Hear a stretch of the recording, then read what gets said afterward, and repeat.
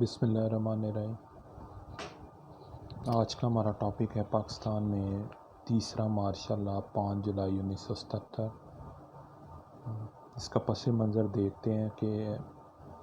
مارچ 1977 میں اناؤنس ہوا جو جنرل الیکشنز تھے قومی اور صوبائی اسمبلی کے، اور اس میں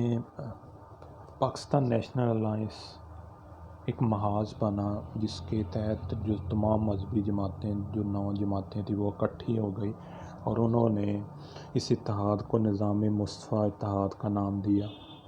اور اس سے جو الیکشن کیمپین سٹارٹ ہو گئی۔ پریس میں بھی اس ٹائم کے جو پریویس پرائم منسٹر تھے بھٹو، ان پہ تنقید ہوئی۔ اس کے بعد ہم دیکھتے ہیں کہ مارچ کی ابتدا میں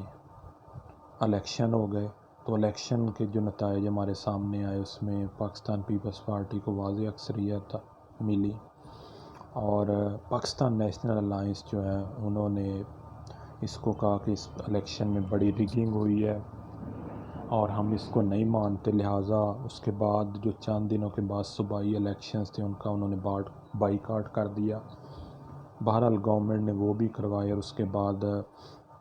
ہم دیکھتے ہیں صوبائی لیولز پہ بھی منسٹریز بن گئیں اور قومی لیول پہ بھی، لیکن ایک تحریک اس کا آغاز ہو گیا اور اس کو عوامی تحریک کا نام دیا گیا۔ اس کا باقاعدہ طور پہ آغاز اس کا ہوا 14 مارچ 1977۔ تو 1977 میں جو انتخابات ہوئے ان پہ ابھی ہم نے بات کی، جس پہ ایک سائڈ پہ پاکستان پیپلز پارٹی تھی اور دوسری سائڈ پہ جو مذہبی جماعتیں تھیں جس میں جو قائدین تھے ان کا نام تھا مفتی محمود، اور دوسرے قائدین ان کے ساتھ تھے نوابزادہ نصر اللہ خان، اور ایک سائڈ پہ پاکستان پیپلز پارٹی تھی۔ تو پاکستان پیپلز پارٹی کو ظاہری طور پہ ان الیکشنز میں واضح اکثریت ملی، لیکن جو دوسری جماعتیں ہیں انہوں نے اس کو ماننے سے انکار کر دیا اور انہوں نے نظام مصطفیٰ کے نام سے ایک عوامی تحریک جو اس کا آغاز کر دیا، جو پاکستان نیشنل الائنس میں جو مذہبی جماعتیں تھیں۔ اس کے بعد پورے ملک میں عوامی تحریک سٹارٹ ہو گئی، بڑا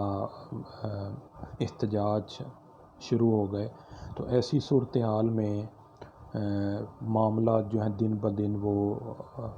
بہتری کی طرف نہیں جا رہے تھے، اور ایون کچھ جو ہیں ایریاز ان میں فوج کو بھی طلب کیا گیا۔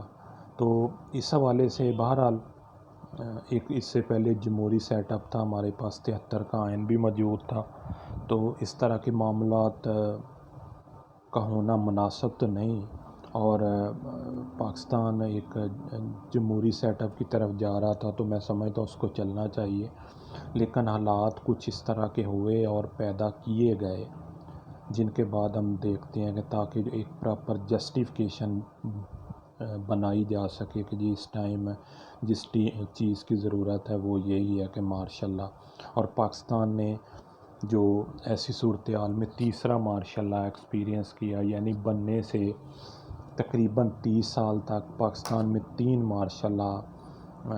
پاکستان کی ریاست پہ لاگو ہو چکے تھے، جس میں سب سے پہلے جو تھا وہ 7 اکتوبر 1958 اسکندر مرزا صاحب نے لگایا اور جنرل ایوب صاحب کو چیف مارشل ایڈمنسٹریٹر بنایا۔ اس کے بعد 1967-8 میں مسلسل جو تحریک چلی جس میں طلبہ، وکلاء، تاجر اور یہ سارے اس میں شامل تھے، پرزور تحریک چلائی انہوں نے جنرل ایوب صاحب کے بعد کے خلاف۔ تو جنرل ایوب صاحب کو بھی ہینڈ اوور کرنا پڑا، لیکن انہوں نے 62 کے آئین کی نفی کرتے ہوئے جو ہے اختیارات جو مزید دوبارہ ایک جنرل کو سونپ دیے، جس نے 25 مارچ 1969 کو دوسرا مارشل لا لگا دیا۔ اس مارشل لا کے جو نتائج وہ ہم نے دیکھے کہ جس میں ہمیں مشرقی پاکستان کی علیحدگی اور اس کی بہرحال وجوہات تو 1947 سے ہیں، لیکن ہم دیکھتے ہیں کہ اس میں شاید